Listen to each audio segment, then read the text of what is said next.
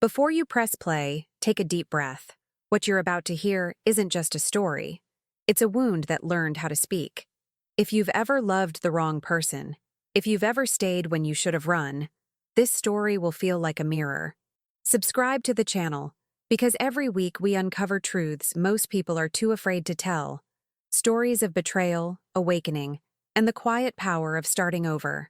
And when it ends, I want to hear your truth. Tell me in the comments, what color would you wear to reclaim your freedom? Because somewhere out there, someone needs to hear your story too. I felt the silk heat against my skin as the church doors swung open and every head turned, the red dress catching the light like fire on still water. The organ kept playing because the organist had no script for this. Notes fell like slow rain over wood while I counted my breath. The air smelled of lilies and candle wax. It was strangely warm for September 2024 in New York, the kind of warmth that makes perfume bloom and nerves fray. I walked forward, the hem whispering along the tile, and saw my mother's hand rise to her mouth, pearls sliding down her wrist. His best man shifted, a guard sensing danger he couldn't name. My fiancé waited at the altar, gray suit crisp, the outline of a man I once trusted. His eyes traveled from my face to the dress to the empty space where a white bouquet should have been, and the years gathered like thunder behind my ribs. I said her name, not loud at first, then louder, letting it ride the organ's last note into the rafters. Paper fell. The dry slap echoed like a bird against glass. Each step folded the past into itself.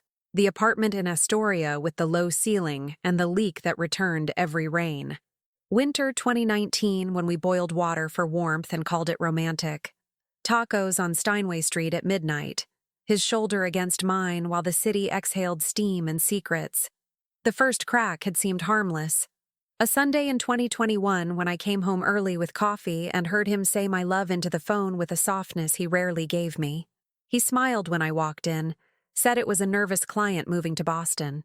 I set the cups down and told myself not to become the woman who turns a shadow into a thief.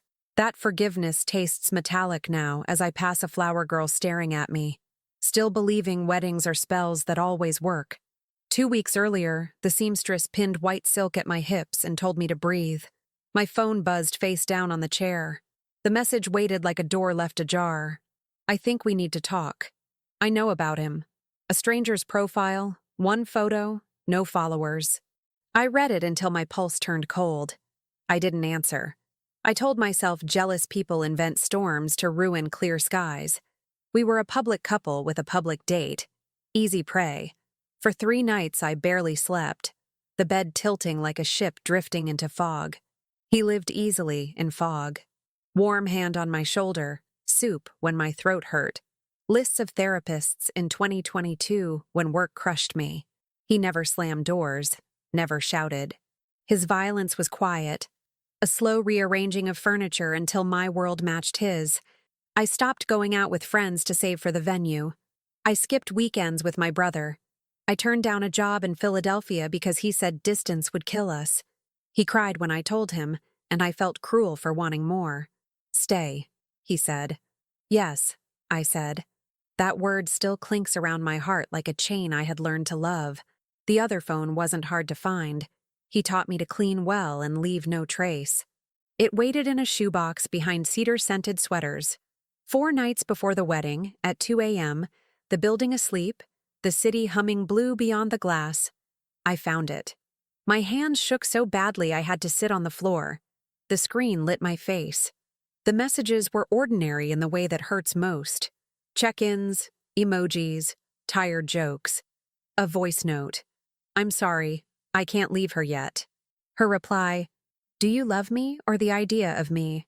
A picture of a sidewalk, his hand holding a coffee with my name written on it because he had bought 2, one for me, one for her, as a private joke. My name in her hand looked like a stolen passport. We met the next day because pain needs a body. A diner on 30th Avenue, cracked red vinyl, thick white cups. She was smaller than I expected, with careful nails and a tremor in her voice. I'm not trying to ruin your life, she said. He told me he was ending it. I thought you knew. Rage flickered and went out, leaving recognition. We had lived the same story. He told her I was cold. He told me she was fragile. He curated us like rooms he moved between. Our grief recognized itself like twins. I paid cash, walked home with a storm behind my eyes, texted him, "Love you. Need anything for dinner?" He sent a heart and asked for roasted chicken. I bought it, chopped carrots, the hidden phone asleep on the counter like a pet that had bitten me. I planned the red dress in silence because truth sometimes needs a stage.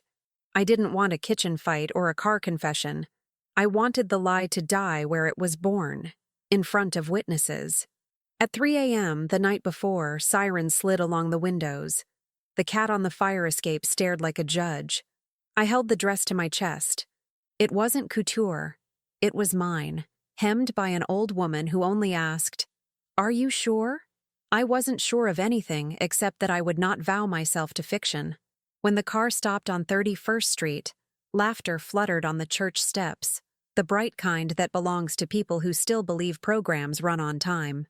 My cousin checked her phone, looked up, saw me, and froze. I touched her arm and said, "It's all right," in a tone rehearsed in mirrors. My heels clicked on stone with the sound of a lock turning. I thought of every yes that led here. Yes to staying, yes to shrinking, yes to forgetting the shape of my own name. The music caught me and carried me. The priest adjusted his glasses. His mother tilted her head, already rehearsing forgiveness she would never give. My best friend shook her head once, slow, begging and blessing at once. The red felt like armor and like skin. Sweat cooled between my shoulder blades. The mint I'd chewed in the car burned my tongue. I stopped halfway down the aisle. His mouth opened. He took 2 steps, careful as ever. I let silence grow until it had weight. Then I said her name again, clear, round, ringing like a bell. A child began to cry. My mother whispered my name the way she did when I fell and bled through my tights. He lifted his hands, palms out, the gesture that used to undo me. Calm settled over me like water. I thought of the diner, the chipped rim, the apology that wasn't. I thought of the girl from 2018 carrying boxes up 3 flights, laughing at nothing, believing love could teach me to be small without disappearing. If breaking my future was the price of saving my life, I would pay it. The organ stopped. The last chord hung, fell, and the whole city seemed to wait to see who I would be next. It began the way every beautiful lie does, softly. In 2018, I met him at a friend's rooftop party in Brooklyn, on one of those late summer nights when the sky looks bruised with light and everyone drinks too much cheap wine pretending it's vintage. He was standing by the railing, talking about music with the kind of confidence that feels like gravity. I remember the shirt, pale blue, rolled sleeves, a small rip near the elbow. He smiled when I made a joke about the city never sleeping, and for some reason, I wanted to believe that smile was meant only for me. He asked for my number before the night ended. The next morning, he texted, "Still thinking about your laugh." I reread that line 5 times before replying. We started small. Coffee near Union Square, walks through Prospect Park, his hand always finding mine as if it already knew the shape. He listened in a way that made silence feel like safety. By November, we were together every weekend. He met my friends, told stories that made them laugh, remembered details they shared weeks later. People said, "He's perfect for you." And I believed them. When you've spent years building walls, the first person who looks over them feels like a savior. In January 2019, my landlord raised the rent and he said, "Move in with me." I hesitated, pretending it was about logistics, but really it was about fear of needing someone that much. He brushed the hair from my face and said, "You already live here? You just don't pay rent yet."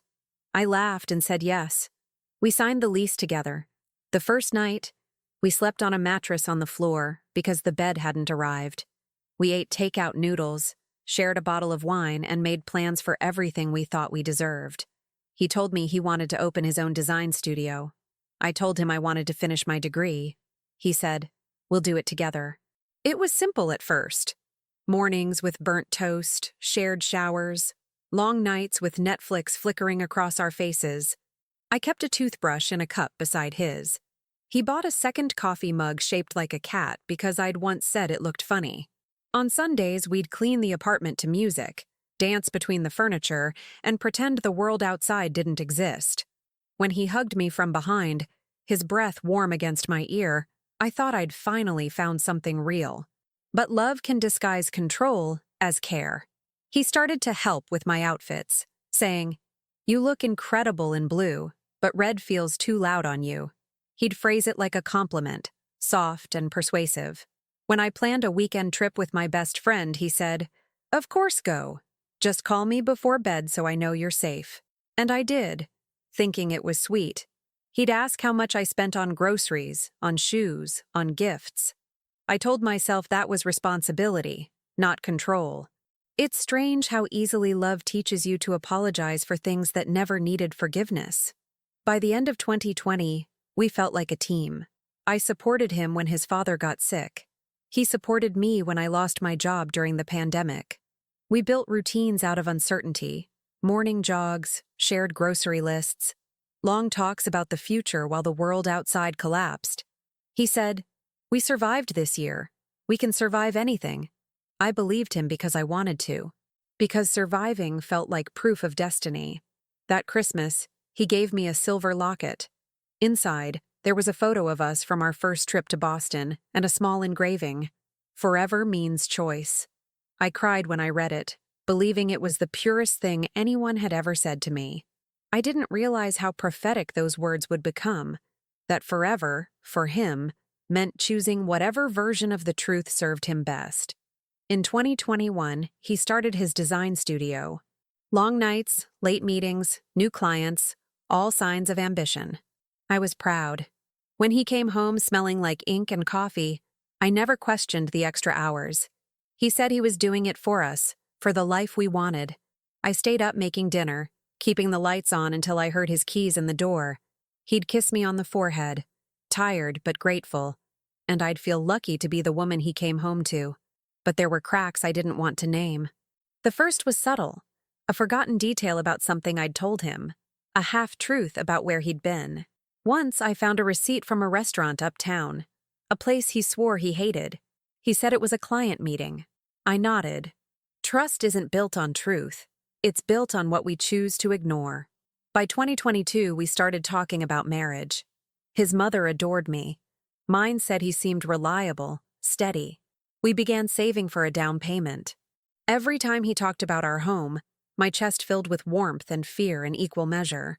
I told myself this is what adult love looks like: compromise, patience, devotion. I didn't see that I was already losing pieces of myself, small and unnoticeable, like sand slipping from a fist. Then came the spring of 2023. His new assistant, late nights again. His phone always face down. I told myself he was under pressure. I cooked his favorite meals, tried new perfumes, waited for weekends that never arrived. He brought flowers one Friday and said, "You deserve everything." I smiled, kissed him, and didn't ask who he had said that to first. Looking back now, I see the signs like neon lights in fog. Every compliment that came with a condition. Every apology that ended with, "You know how I get when I'm tired." Every moment I silenced my own instincts for peace. But in 2018, I only saw love, bright and full of promise. If someone had told me that the same hands that held me under fireworks would one day tremble in a church as I called out another woman's name, I would have laughed. Love made me blind, but devotion kept me that way. The truth is, it didn't start with betrayal. It started with belief. The belief that I could fix someone with my loyalty, that love could rewrite someone's past, that if I gave enough of myself, he'd see me as his forever. I didn't know then that forever, in his language, was a borrowed word, one he never meant to keep. At first, I called it love, the way he wanted to know where I was, who I was with, when I'd be back. It sounded like care. That's how control always introduces itself, gentle, protective, wrapped in concern. In 2020, when I started working from home, he said, "It's safer if you stay in." The city was quiet, streets empty, fear everywhere, and his voice felt like shelter. He made me tea every morning, asked about my deadlines, kissed my forehead before his own work calls. I didn't notice the walls closing in because he built them with kindness. It started with small things. He'd ask, "Why do you still talk to Rachel? She always gives you bad advice." Or, "Your brother doesn't respect me. You know that, right?" I'd argue at first, then stop. It was easier not to fight. He'd pout when I made plans without him. "You know I wait for you all week," he'd say, half smiling. I began canceling dinners, skipping birthdays. Soon my phone stopped ringing. Friends stopped inviting me because I always said no. When I mentioned feeling lonely, he said, "You have me. Isn't that enough?" And I told myself it was. By mid-2021, he was in every part of my life. He helped me pick my clothes. "You look pure and white. Don't lose that softness." Helped me plan my meals. "You've been eating too much takeout. I'll cook for you instead." He even offered to help with my passwords so he could order things easily. I thought it was sweet. I gave them to him. He laughed, kissed me, and said, "Now we really have no secrets." My world shrank until it fit in the space between his moods. If he was happy, the air was light. If he was silent, I felt the room tighten. Once, at a friend's wedding, I laughed too loudly at a joke. On the drive home, he didn't speak. When I asked what was wrong, he said, "Nothing. You just looked like you were enjoying yourself a little too much." It was a simple sentence, but it hung in me for weeks. I stopped laughing freely after that. He began to rewrite my memories. When I remembered something painful, he'd say, "That's not how it happened. You're exaggerating." When I said I missed my mother, he'd remind me how she never liked him. A reminder that sounded like a warning. He'd hug me after every argument, whispering, "You're too sensitive, but I love you anyway." I began to apologize for my own feelings. That's how I lost myself. Not all at once, but inch by inch, apology by apology. There were good days too, because there have to be, otherwise the game doesn't work. He'd bring home flowers, cook pasta, dance with me in the kitchen to old songs. He'd say, "See? We're perfect when it's just us." And I'd believe it, because for those few hours, the world was warm again. But love shouldn't require isolation to survive. I didn't see that then. I thought the quiet meant peace. In 2022, when my best friend's father passed away, I wanted to fly to Chicago for the funeral. He said, "That's not a good idea. You'll get sick on the plane. You hate crowds." When I insisted, he said, "If you go, don't expect me to wait for you."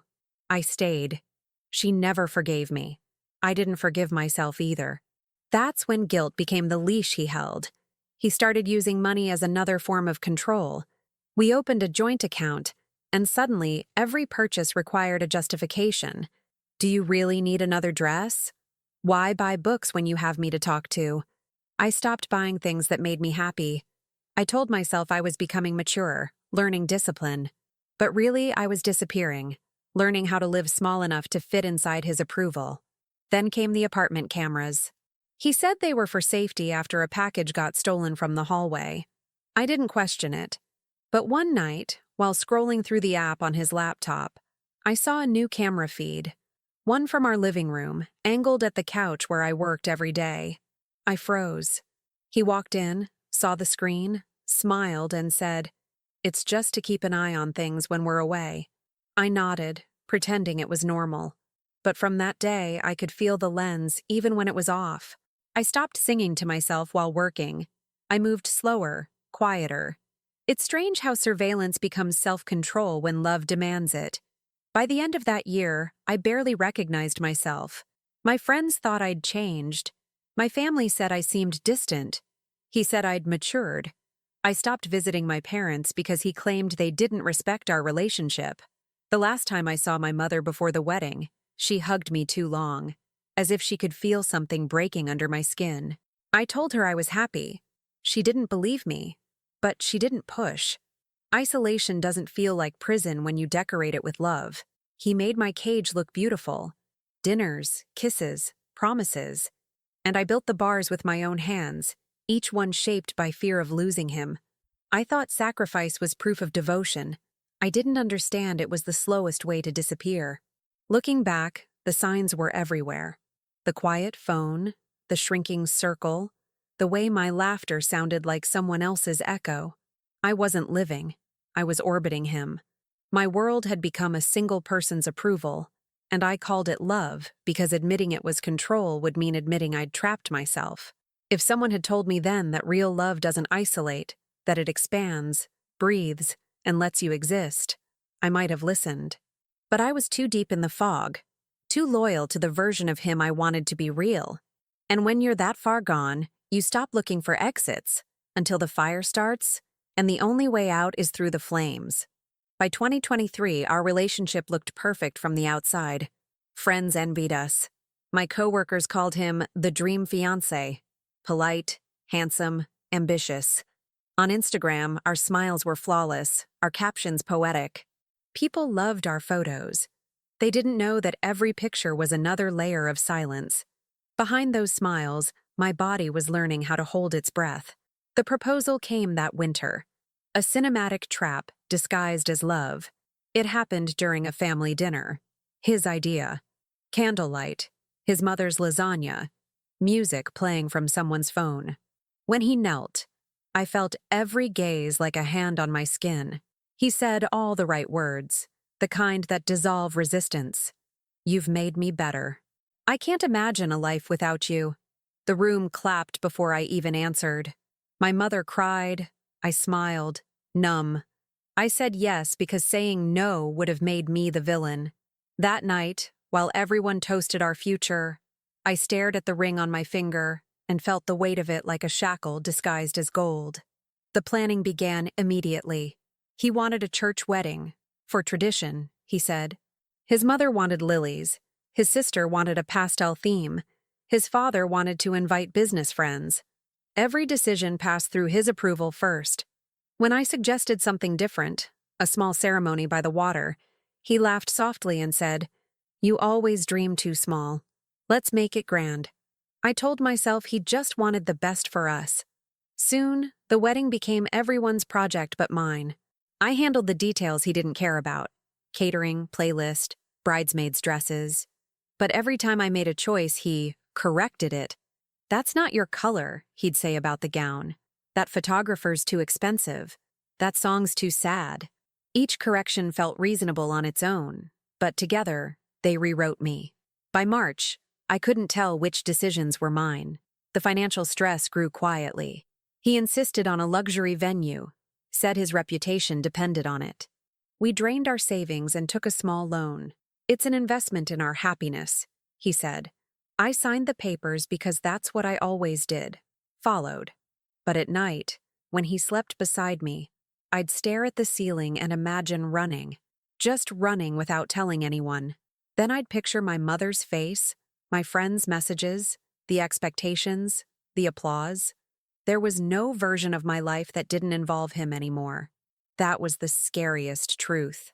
The closer the date got, the more I felt my body resist. My appetite vanished. I lost weight without trying. My reflection looked faint, like someone else's ghost wearing my features. People called it wedding nerves. He called it stress. I called it nothing, because naming it would mean facing it. 3 months before the ceremony, he started acting distant. Long hours at work, late-night phone calls he took in the hallway, laughter I wasn't part of.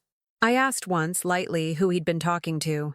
He said, "A client? You wouldn't know her." That word, her, stuck in my chest like a needle, but I let it go, again. I was too tired to chase shadows. His mother became my shadow instead. She called daily, pretending to help, but mostly controlling. "Don't wear your hair up. He prefers it down. Don't invite your cousin. She's too loud." Every piece of me was being edited to fit their image of a perfect bride. One afternoon, after another phone call with her, I broke down in the bathroom, sitting on the floor in my robe, shaking. When he found me, he didn't comfort me. He sighed, kissed my forehead, and said, "You know how emotional you get. Try not to ruin this for us." That sentence stayed in my mind like a bruise. Try not to ruin this. As if my emotions were a threat to the image he'd built. I started practicing smiles in the mirror. the kind that didn't reach my eyes. I learned to cry quietly at night so he wouldn't hear. I told my bridesmaids everything was perfect. One of them said, "You're glowing." I was, but not from happiness, from exhaustion. 2 weeks before the wedding, I found a text on his phone, a single message from a name I didn't recognize. "I miss you." Nothing else. When I asked, he said it was a joke from a coworker, laughed it off, and hugged me until my doubts felt childish. "You trust me, right?" he whispered. I said yes because trust had become obedience in disguise. The pressure built until even sleep felt dangerous. I'd wake up in the middle of the night with my heart pounding, dreaming of walking down the aisle and screaming instead of smiling. I'd imagine running barefoot out of the church, past the guests, past the flowers, into the street. But every dream ended with him catching my arm, smiling that perfect smile, whispering, "Calm down. Everyone's watching." In the final week, my therapist, the one I'd secretly started seeing again, asked, "Do you want to marry him, or do you just want to stop disappointing people?" I didn't answer. She didn't need me to. The truth was, the wedding wasn't a celebration. It was a performance, one I'd been rehearsing for years. Every choice, every smile, every word was scripted. I wasn't the bride. I was the prop that proved his story right. The girl he'd saved, the woman who made him look complete. I was marrying an illusion, and deep down, I knew it. Still, I kept moving forward because that's what everyone expected. The pressure of their dreams was heavier than my fear. I told myself love was supposed to hurt sometimes. I told myself the anxiety was proof of passion. I told myself stories until I couldn't tell lies from vows anymore. And so I smiled in every photo, agreed to every plan, said yes to every question, until one message arrived that made all of it crumble.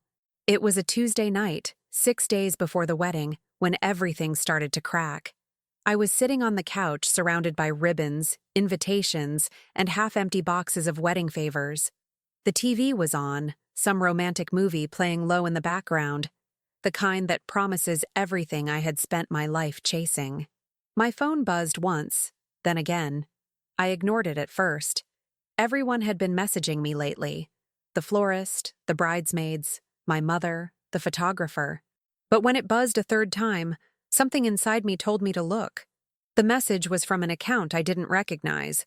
No profile picture, no bio, just a name I'd never heard before. "I know you don't know me," it said, "but you need to hear this before it's too late." My pulse quickened. The next message came seconds later. "He's not who you think he is. Please don't marry him." I stared at the screen, waiting for the joke to reveal itself. Maybe it was spam, maybe a prank. But then the fourth message arrived, and it had his full name, first, middle, and last, written like a warning. "He's been lying to both of us." The air left my lungs. I felt the world tilt, the couch sinking beneath me like quicksand. My first reaction wasn't anger or fear. It was denial. I typed back, "Who is this?" No reply. I typed again, "If this is a joke, it's cruel." Still nothing. Then I checked the profile again. The account had disappeared. I sat there for a long time, just listening to the movie still playing on the TV. The characters were saying vows, their voices soft, overlapping with the sound of my own heartbeat. I locked my phone and set it face down, but it kept glowing in my mind. Every word of that message echoed louder than the dialogue on screen. When he came home that night, I studied his face as he hung his coat, loosened his tie, kissed my forehead. He smelled like cologne and rain. He smiled, asked about dinner, said he was tired. I watched him move through our home with the calm of someone who had nothing to hide, or had practiced too well. My throat was dry. I wanted to ask, "Who is she?" But instead I said, "You're home late." He shrugged, "Traffic," and walked away. That night, sleep wouldn't come. I stared at the ceiling, every sound in the apartment amplified. The ticking clock, the hum of the fridge, his slow, steady breathing. Around 3 a.m., I unlocked my phone again and reread the message. The words didn't change, but their meaning did. The more I looked, the more I believed them. Because deep down, I already knew something was wrong. I'd known for months, maybe years, but the fear of knowing had always been stronger than the truth itself. The next morning, I acted normal, made coffee, kissed him goodbye, watched him walk out the door. But the moment he was gone, I opened his laptop. My hands trembled so badly that I mistyped his password twice. On the third try, it opened. I searched through his emails. Nothing unusual. Then I checked his photo gallery. Folder after folder of work shots, vacations, birthdays. Perfectly curated. But when I scrolled to the hidden folder, one I didn't even know existed until that moment, my stomach dropped. Inside were screenshots of messages, not between us, but between him and someone named L. The first one I opened was dated 2 months earlier. "I miss you already," she'd written. His reply, "You'll see me tomorrow. Don't worry, she thinks I'm working late." My hands went cold. I couldn't breathe. There were dozens of messages. Some romantic, some routine. All real. He wasn't just unfaithful. He was living a second story. One parallel to mine. One where I didn't exist. I spent the rest of the day pretending everything was fine. When he called to check in, I made my voice soft, sweet, calm. I even said I love you because that's what he expected to hear. After I hung up, I stared at the wall until the light shifted and shadows began to climb across the room. That's when I realized I wasn't crying. I couldn't. Shock had turned my grief into silence. That evening, I opened Instagram and searched his name, scrolling through tagged photos, old comments, anything that could connect him to L. Nothing. He had cleaned everything carefully. No mistakes. Except one. In one of his recent posts, a photo from his office 2 weeks ago, there was a reflection in the glass window behind him, a woman's silhouette, long hair, a phone in her hand. My blood turned cold. I knew then that the message hadn't been a lie. Someone had tried to warn me. Maybe the woman herself. Maybe someone else who'd seen too much. But whoever it was, they had pulled the first thread. And now everything I'd spent years holding together was starting to unravel. The hardest part wasn't the betrayal. It was the quietness of it. The way he still kissed me goodnight. Still said I love you. Still smiled the same way in photos while living another life in the shadows. I wanted to scream, to throw things, to confront him. But instead, I smiled back. Because something inside me had already shifted. The woman who used to beg for honesty was gone. The one who replaced her was waiting. That night, I sat by the window, the city lights flickering through the blinds, and made a silent promise. I wouldn't confront him. Not yet. I would let the show go on. The rehearsals, the flowers, the altar. I would stand beside him and let him believe he had won. Because when truth finally came, it wouldn't whisper. It would roar. And for the first time in years, I felt something close to freedom. Not because I was safe, but because I was finally done pretending. The night after that message, the silence between us was no longer peace. It was strategy. He kissed me on the forehead before bed, his lips soft and routine, while my mind ran like wildfire behind my calm smile. I waited until his breathing slowed, that deep rhythmic sound I'd memorized from years of nights spent beside him. Then I got up quietly, every step a test of gravity. I didn't turn on the light. I moved like a shadow. He always said secrets were for people who had something to hide. "We're transparent," he'd tell me, proud of our supposed honesty. But I remembered that he'd once joked about keeping an old backup phone somewhere. He said it was for work contacts, numbers he didn't want cluttering his main one. I'd laughed then. That night, the joke replayed in my mind like a clue left on purpose. I started with the obvious places: drawers, bags, the bedside table. Nothing. My heart raced as if I were committing a crime, even though the real criminal was sleeping 6 feet away. I opened his closet. The smell of cedar and cologne filled the air. My fingers brushed across his sweaters, smooth and heavy, until I reached the top shelf where he kept boxes of old cables and receipts. I dragged one down and heard a faint thud. Something inside. It was there. An old black phone with a cracked corner, screen smudged but still intact. My pulse roared in my ears. I sat on the floor, knees shaking, and pressed the power button. The screen glowed. asked for a code. I tried the obvious. His birthday. Wrong. Our anniversary. Wrong. My birthday. Access granted. The screen opened to a storm of proof. Texts, photos, voice notes, fragments of another life that had lived parallel to mine. I scrolled slowly, afraid to blink. There were hundreds of messages with her, the same woman who had warned me. They'd met 2 years earlier, long before the proposal. He'd promised her everything he'd promised me, a future, a house, a life built on lies. The worst part wasn't the cheating. It was how easily he could split himself in two. In one thread, he wrote, "She's fragile. I can't leave her yet. I need her family for the business." In another, "Don't worry. Once this wedding's over, things will change." I felt my stomach twist. The air felt thinner, heavier. I could hear my own heartbeat, quick and unsteady. My hand covered my mouth as if that could keep my body from breaking open. I clicked on the voice messages. His tone was gentle, romantic, almost identical to the way he spoke to me. "You make me feel alive again," he said. "I hate living 2 lives." I paused the playback, my hands trembling so hard I almost dropped the phone. 2 lives. That's what it was. Not a mistake, not a weakness. It was a double life, carefully constructed, maintained through charm, timing, and my silence. There was a photo, too. Him and her at a small restaurant in Astoria, the same one where we'd celebrated our first anniversary. I recognized the booth, the same angle, the same lighting, even the same dessert, chocolate mousse with 2 spoons. The difference was the woman beside him. She was smiling. I could almost feel her joy through the screen, that innocent, unknowing happiness I once wore like a second skin. Then came the final message, the one that made me go still. It was from her. She found out, didn't she? His reply came 2 minutes later. "No, she's too naive.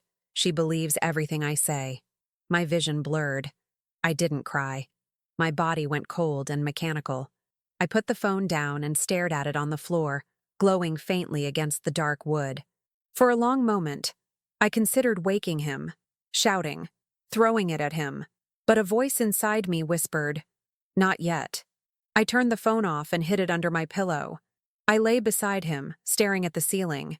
He shifted in his sleep, his arm brushing mine, and I resisted the urge to recoil. I wondered how many nights he'd held me while thinking of her. How many kisses had been rehearsals for someone else. I thought of every fight he'd twisted into my fault, every apology I'd made just to keep the peace, every time I'd said "I love you" to the version of him that never existed. When dawn came, I got up before he did. I made coffee like always, even added cinnamon the way he liked it. He came out yawning, kissed my shoulder, thanked me, completely unaware that I knew. The morning light made his face look gentle, almost boyish. It terrified me how easy it was for him to look innocent. That day I didn't speak much.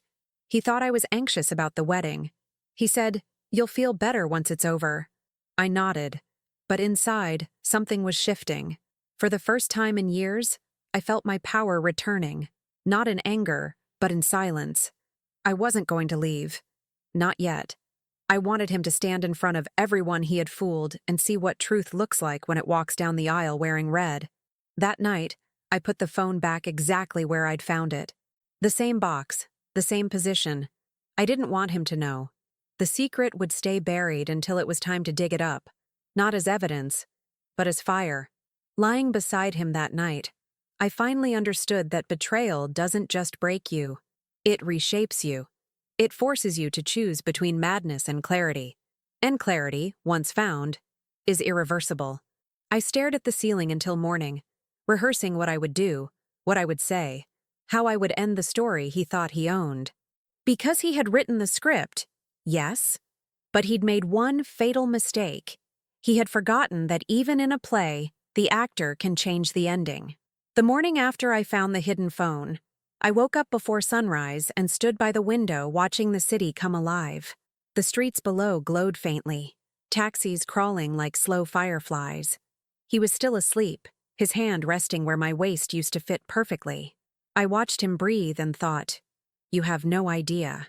The anger had burned away overnight, leaving something colder, cleaner. I wasn't going to cry anymore. I was going to perform. The plan began without words. I decided not to cancel anything. Not the ceremony, not the flowers, not the guests. Everything would happen exactly as he wanted. Every smile, every photo, every toast. I would walk the same aisle he'd dreamed of, but it wouldn't end the way he expected. If he had built this story, then I would be the one to give it its ending. That week felt endless. Each day I played my part perfectly.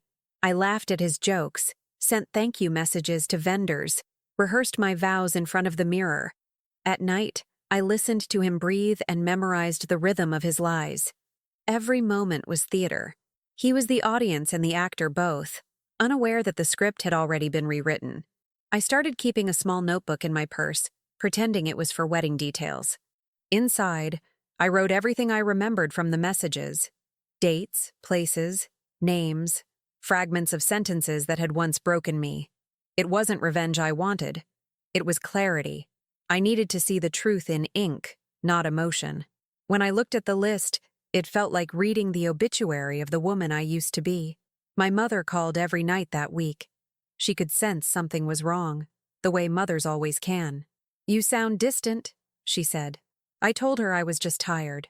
She offered to come early to help me prepare, but I said no. I needed the distance. If she saw me up close, she'd know that her daughter wasn't getting married. She was staging her freedom. 2 days before the wedding, I visited the church alone.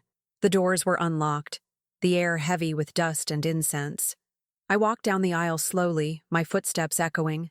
Sunlight filtered through the stained glass windows, painting red and gold patterns across the floor. I stopped where the altar stood and closed my eyes. I imagined the moment, the music stopping, the whispers, the looks. I felt my heart steady. I wasn't afraid anymore. I was ready. That night, he noticed my calmness and mistook it for love. "You're glowing," he said, brushing my hair back. "You see, all this stress was worth it." I smiled, and it was the truest smile I'd given him in months. Because he was right, the stress was worth it. Every manipulation, every lie, every night I'd stayed silent had led me to this moment of control. I had decided what to wear days earlier. Not the white gown hanging in the closet, the one everyone expected, but the red dress I'd bought secretly 2 days before. Deep scarlet, heavy silk, tailored by a woman in Queens who never asked questions. When she saw the color, she raised an eyebrow. "For a wedding?" she asked softly. I met her eyes in the mirror and said, "For the truth." The night before the ceremony, I couldn't sleep. The apartment felt smaller than ever, the air thick with unspoken things. He was asleep beside me, peaceful, dreaming of a future that would never arrive. I studied his face, the same face that had charmed my friends, my family, the same lips that had whispered lies into 2 different lives. I wondered if he would understand what I was about to do, or if he'd keep pretending even as the walls came down. At 2 a.m., I sat at the kitchen table staring at the invitation cards stacked neatly in a box. I took one out and wrote on the back with a black pen, "For every lie you told me, I give you this truth."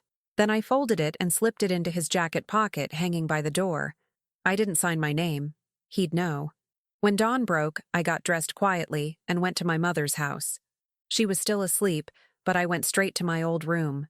The wedding dress was there, wrapped in plastic, pure and untouched. I hung it by the window and let the sunlight hit it until it looked almost transparent. Then I whispered, "You're not mine," and left it behind. Back at the apartment, he was awake, sipping coffee, scrolling through messages. He smiled when he saw me. "Big day," he said. I nodded. "The biggest." He kissed my cheek and left early for the church to make sure everything was perfect. I watched him walk out the door, my heart strangely steady. Once he was gone, I unzipped the garment bag hiding in my closet and pulled out the red dress. It shimmered like something alive. As I slipped it on, the fabric hugged me tightly, warm against my skin.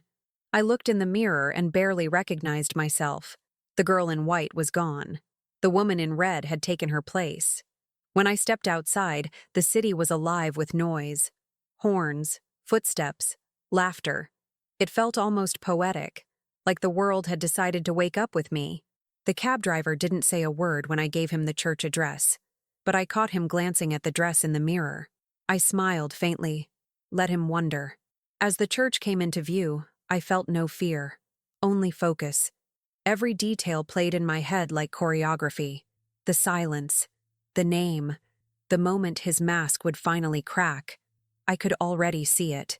The faces of the guests, the confusion, the disbelief. But above all, the truth, standing tall and undeniable. When the cab stopped, I took one last deep breath. This wasn't revenge anymore. It was revelation. For years I had been his shadow. Now, I was the flame. The church bells rang softly as I stepped out of the car. Sunlight broke through the clouds, slicing across the white flowers decorating the entrance.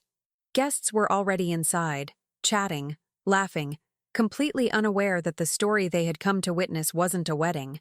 It was an ending. My red dress moved with the wind like fire, alive and deliberate. The driver offered to hold the door open, his eyes flicking between confusion and admiration. I smiled faintly. "Thank you," I whispered, and walked toward the noise that used to mean love. Inside, everything was exactly as planned. The choir hummed softly, the priest adjusted his notes, and his mother was giving last-minute instructions to the ushers. When she saw me, her mouth fell open. Her hand gripped the pew for balance. "What on earth are you wearing?" she hissed. Her voice shook, not from concern, from fear of scandal. I looked at her, calm, steady. "The truth," I said, and kept walking. The crowd turned slowly, a wave of gasps spreading from one row to the next. I could feel their eyes tracing every inch of the red silk, confusion rippling through the air like heat. The organist hesitated, unsure whether to stop or continue. For a moment, the music faltered, then picked up again, a hymn for a ceremony that no longer existed. At the altar, he stood waiting, handsome as ever, smiling that perfect smile that had fooled everyone, even me. But as I walked closer, I saw it flicker. His eyebrows furrowed slightly, his smile stiffened. He took a small step forward, like a man trying to confirm a nightmare isn't real. The closer I got, the quieter the church became. The music faded, replaced by the echo of my heels against the floor. One step, another, and another. My pulse was steady. I wasn't shaking anymore. I'd already mourned the version of myself who would have cried here. She was gone. The woman walking now had nothing left to lose. He whispered when I reached the steps. "What are you doing?" His voice was tight, low, almost polite. The same tone he used when he wanted to control me without showing his anger. I smiled softly. "Giving everyone what they came for," I said. The priest looked confused. My mother covered her mouth. My best friend stood frozen in the third row, her eyes wide, tears already gathering as if she knew what was coming.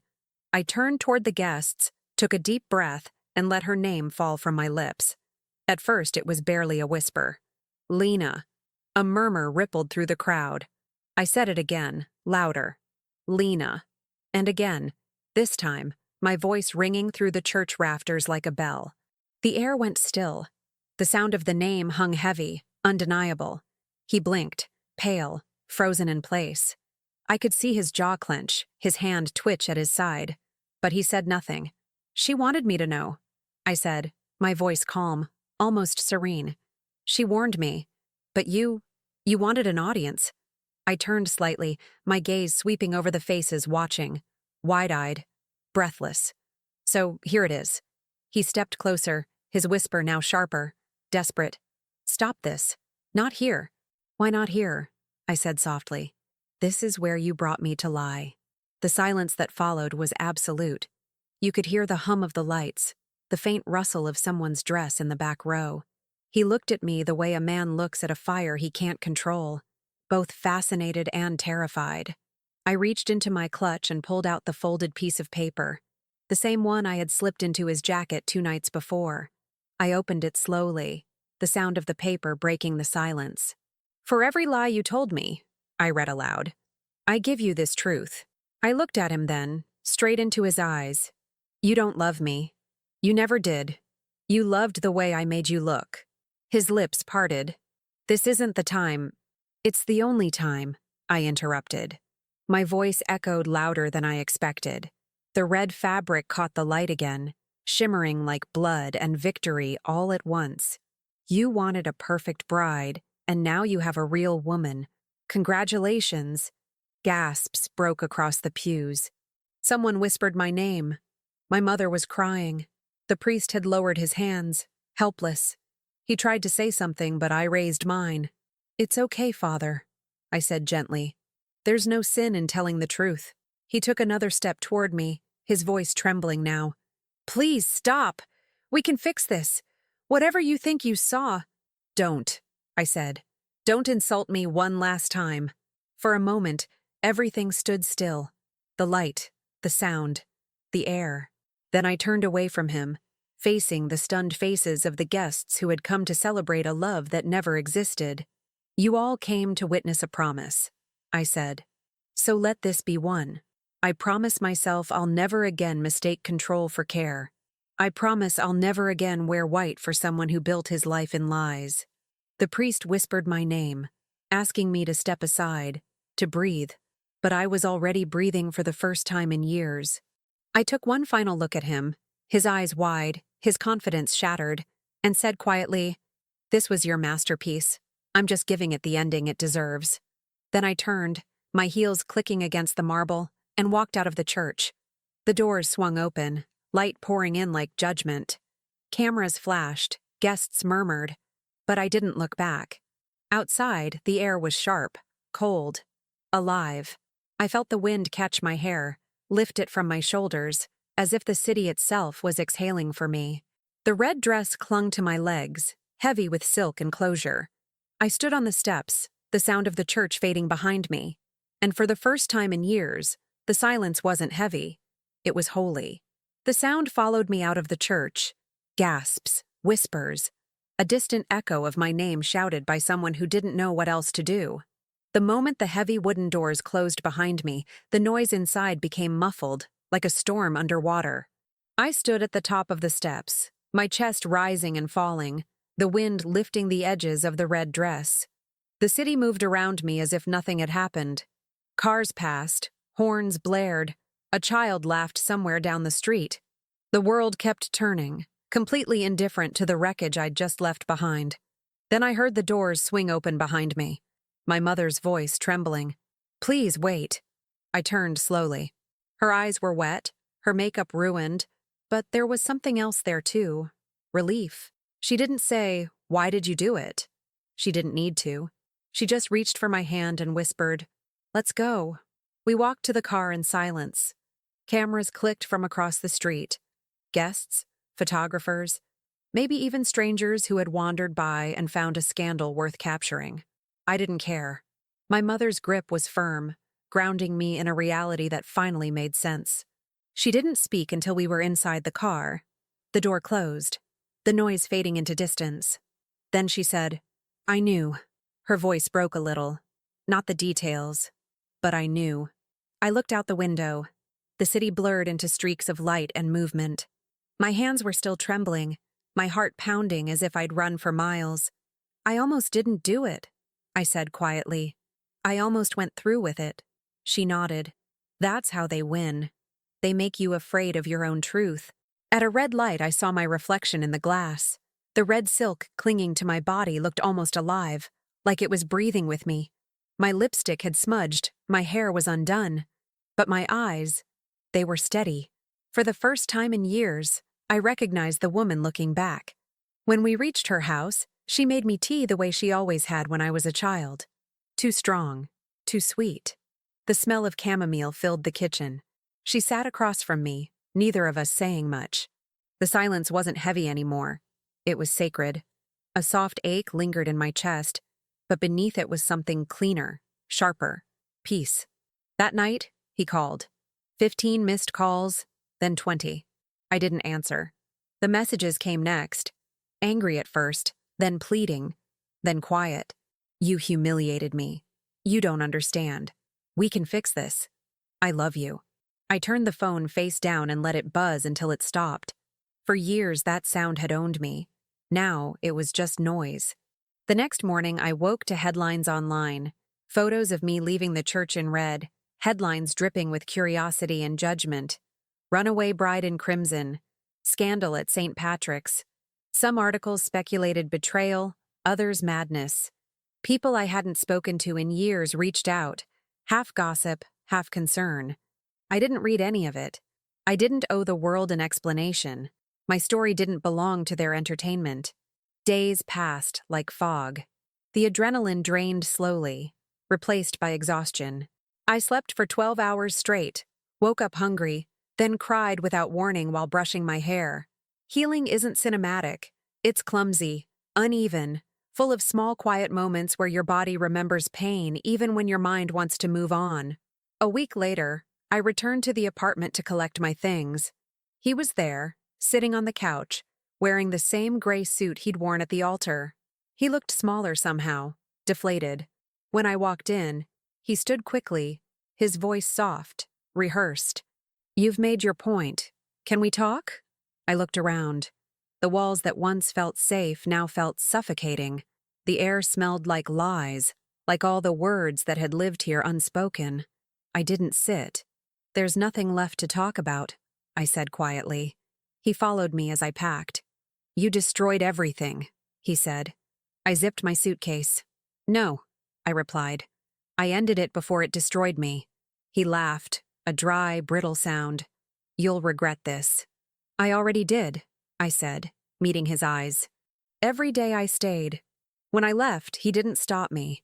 He just watched, expressionless, as the door closed behind me. That was his real face. Not anger, not love, just emptiness. The mask had finally fallen off. Outside, the city air felt cold against my skin, but I didn't shiver. I walked until my feet hurt, the suitcase wheels clattering over uneven pavement. Each block felt lighter, as if pieces of him were falling away from me with every step. That night, back at my mother's, I sat on the porch wrapped in a blanket, listening to the hum of traffic and crickets. The stars were faint, but they were there. I thought of the years I had given away, all the silence, the fear, the shrinking. And yet, beneath the grief, something bloomed. Not joy exactly, but something quieter, stronger. Freedom doesn't arrive with fireworks. It arrives in stillness. When I finally went to bed, I dreamt of the church again. Not the chaos, not the gasps, but the moment right after I walked out, when the doors closed and light hit my face. In the dream, I wasn't running anymore. I was standing still, smiling. That's when I realized the collapse hadn't broken me. It had just cleared the space for something new. Calm didn't mean silence anymore. It meant choosing myself, again and again, every single day that followed. It has been 6 months since that day, and sometimes I still wake up hearing the echo of my own footsteps in that church. The sound of heels against marble, the sound of truth breaking free. The world calls it scandal. I call it resurrection. I live in a small apartment now, near the river. The mornings are quiet, filled with the hum of distant traffic and the soft clink of mugs from the cafe below. The first few weeks felt strange. My body didn't know what to do with the silence. I kept expecting his voice in the next room, the constant questions, the careful watchfulness that had once defined my every movement. Now, the only voice I hear in the morning is my own, and it doesn't ask permission to exist. I've started therapy again. Real therapy, this time without lying to protect him.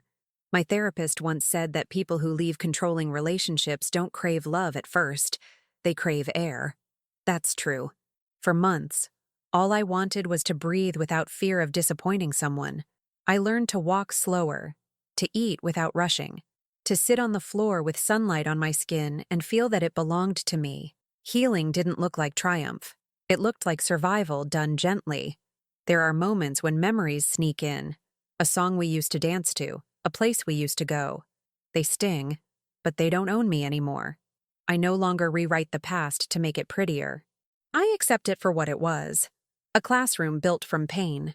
Every manipulation, every silence, every lie was a lesson in recognizing myself again. I met the woman from the messages, Lena, 2 months after the wedding. She reached out timidly, unsure if I'd reply. We met at the same diner where I'd confronted her once before, that small place with cracked red booths and strong coffee. When I saw her walk in, I realized she wasn't my enemy. She was another version of me, caught in the same illusion, punished for believing the same lies. We didn't talk about him much. We didn't need to. We talked about freedom, about starting over, about how love shouldn't make you smaller. When we parted, she hugged me, and it felt like closing a circle. He tried to contact me again, of course. Messages, emails, even flowers once. White roses, as if irony could still charm me. I didn't respond. Eventually, the silence swallowed him too. He became just another unfinished sentence in a story I'd finally stopped writing. Some nights, I'd take walks along the river. The city lights shimmer on the surface, and the breeze carries the faint smell of salt and diesel. I think about all the versions of myself I left behind. The girl who believed love was sacrifice, the woman who mistook fear for devotion, the bride who almost said I do to her own erasure. I grieve for them, but I also thank them. Without them, I wouldn't have found the one standing here now. A woman who knows that peace isn't found in perfection, but in truth. I still have the red dress. It hangs at the back of my closet, wrapped in plastic, untouched since that day. Sometimes I take it out, let the fabric run through my fingers. It's heavier than I remember, as if it absorbed every scream I never let out.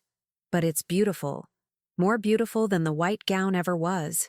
Not because it represents anger, but because it represents choice, my choice. People ask if I'll ever fall in love again. The answer is yes, but differently. I no longer dream of someone to complete me. I dream of someone to walk beside me, not ahead, not behind. Someone whose love feels like open space, not a locked room. But even if that person never comes, I'll be okay. I already found the kind of love that lasts, the kind that starts and ends with myself. Sometimes, when I pass by a church, I pause and listen to the bells. They no longer sound like mourning. They sound like freedom. I remember the moment I said her name at the altar, the silence that followed, the doors that opened into light. That was the moment I stopped being the victim in someone else's story and became the author of my own.